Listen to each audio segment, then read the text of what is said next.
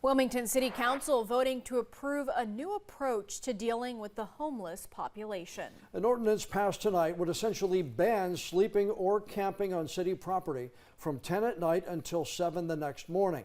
WECT's Connor Smith heard the discussion among council members tonight and their vote.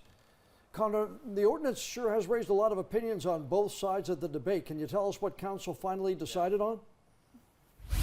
Yeah, good evening, John. This ordinance changed slightly, but it did pass 5-2 tonight. Key parts of it remain, but the main change here, the punishment for violating the ordinance reduced from a misdemeanor crime to just an infraction. That means fines, community service.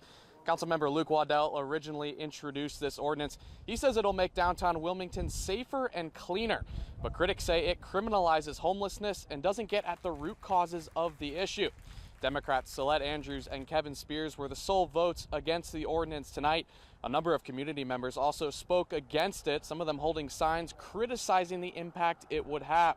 After some debate, council agreed to a solution that worked for a majority of council members. I think it's a great win for the community tonight that we all came together in a 5-2 vote at a bipartisan level and delivered some results.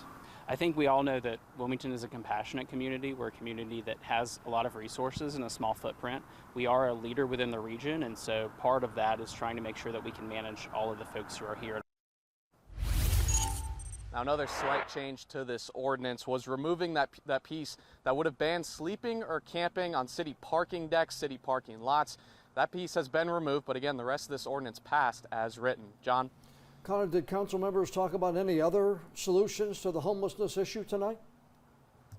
Yeah, Mayor Bill Saffo introduced a number of suggestions. The co-responder model where social workers and law enforcement respond to calls together. Also, the city hiring more social workers and working with the county more. He's pushing for the county to get more involved in this issue, so certainly a lot for us to cover as this continues to unfold. All right, Connor Smith live outside City Hall downtown. Connor, thanks.